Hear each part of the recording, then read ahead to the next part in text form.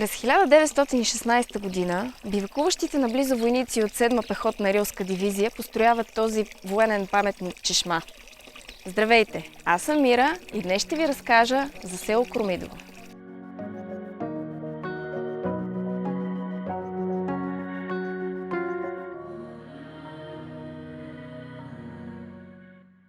Село Кромидово се намира в югозападна България, община Петрич, област Благоевград. Разположено е до река Мелнишка, като тя го отделя от съседното село Капатово. По данни от юни 2022 година, населението му е 123 души. Максимумът на населението е бил през далечната 1965 година, когато живеещите тук са били 429. Климатът тук е преходно средиземноморски, с горещо и сухо лято и максимум на валежите през зимата. Почвите са слабо излужени канелени горски, а в долината на реката алувиално наносни. Землището на селото е с площ от 4800 квадратни метра. Отглеждат се лозя, зеленчуци, овошки и фуражни култури. ТКЗС е основано през 1950 година и ликвидирано през 1992. Селото има регулационен план, като голяма част от жилищния фонд е обновен. Малкото запазени стари къщи са изградени под влиянието на Огражденско-Малешевската къща.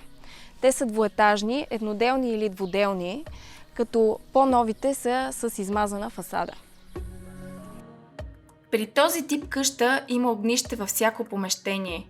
В долния етаж са избите и животните, а на горния етаж се разполагат жилищните помещения.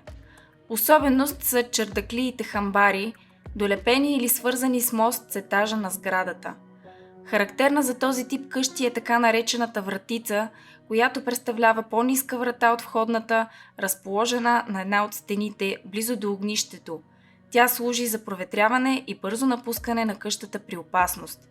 Конструкцията на Огражденско-Малешевската къща се състои от каменен зид на калова основа с сантрачи и паянтов скелет с пълнеж от измазан скал кирпич. Кромидово е електрифицирано и водоснабдено, а 30% от улиците са асфалтирани.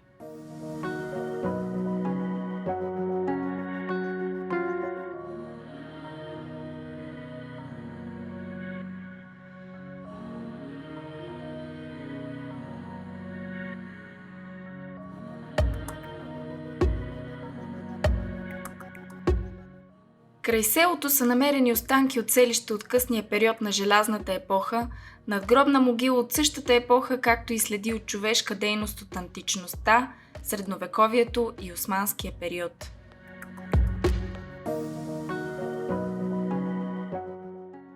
За първи път селото се споменава в османски данъчен регистър под името Кромит.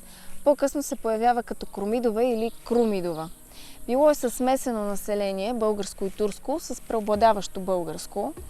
Занимавали се с земеделие, като са отглеждали пшеница, царевица, ориз, сусам, памук, тютюн и други.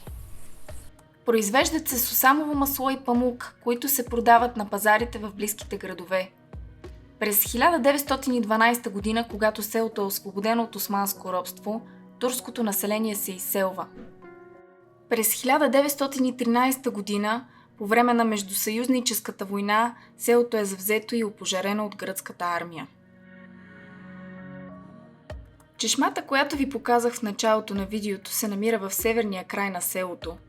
На нея е поставена паметна плоча, върху която най-отгоре е изобразен герба на царство България, а под него има надпис 7-ма пехотна рилска дивизия.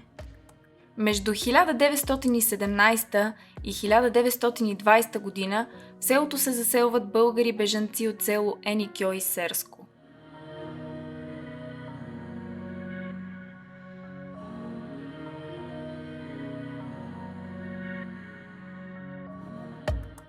През 1925 година е открито начално училище Христо Ботев, където се е помещавала и детска градина за най-малките. То затваря врати през 1972. Тук искам да ви напомня да харесате видеото, да се абонирате за канала с камбанката, за да не изпускате следващите ни виртуални разходки и да ви благодаря, защото така помагате на канала ни. За сметка на училището, местното читалище Народен будител от 2012 година работи. В същата сграда се помещава смесен магазин, както и кметството. Църквата Свети Георги се намира в гробищния парк на селото. Дотам се стига по черен път, който свързва селата Кромидово и Марикостиново. Построена е през 1860 година и е обявена за паметник на културата. Представлява трикорабна псевдобазилика с апликирани тавани, като този над централния кораб е с изображение на Христос Вседържател. В момента църквата е в процес на реставрация.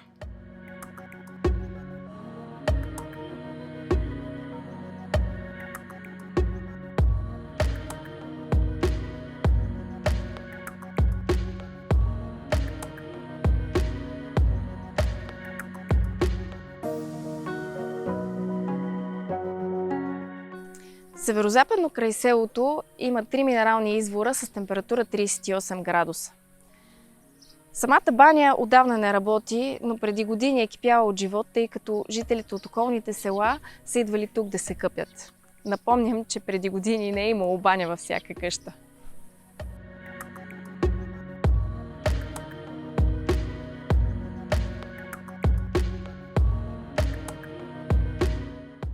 Минералният басейн на село Кромидово не работи от 2 години. Освен място за плажуване и отдих, той предлагаше храна и напитки на своите гости. От услугите му се възползваха както местни, така и туристи от България и Европа, част от които отсядаха в къмпинга, намиращ се в селото.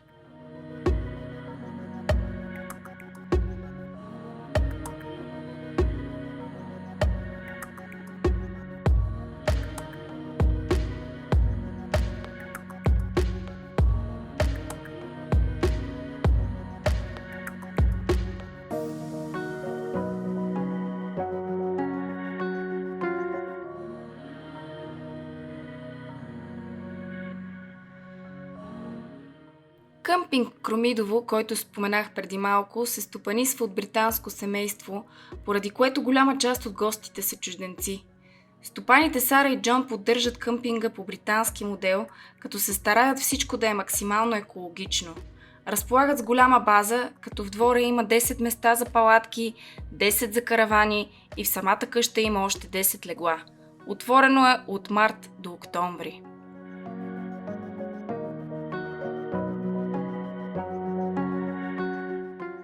В днешно време тук се отглеждат предимно лозя.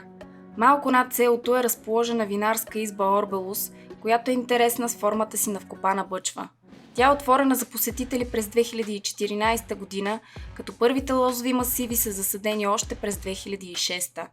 Винарната предлага винен тур с дегустация с предварителна резервация.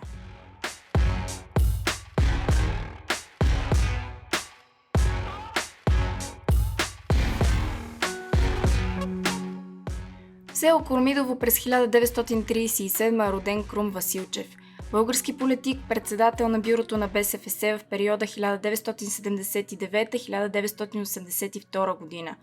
През 1981 като кандидат член на ЦК на БКП успява да убеди останалите членове на ЦК, български футболисти, да излизат в чужбина да играят за западни отбори, при условие, че заплатата им не надминава тази на българския посланник в съответната страна, а разликата над тази сума отива в полза на българската хазна.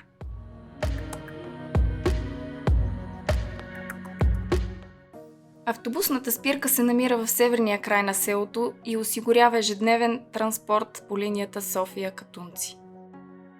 Мелнишка река, която споменах в началото, е ляв приток на река Струма, който се образува от сливането на Сугаревска и Доленска река на 600 метра северно от град Мелник. Дължината ѝ е 30 км. Реката преминава през 7 населени места – Долени, Мелник, Лозеница, Зорница, Кромидово, Капатово и Ново Кономлади, като се влива в река Струма на 1,8 км западно от село Марикостиново. Тук приключва нашата разходка в Кромидово. Аз отивам да снимам следващото село, а вие не забравяйте да харесате видеото и да се абонирате с камбанката, за да разберете кое е то. До нови срещи!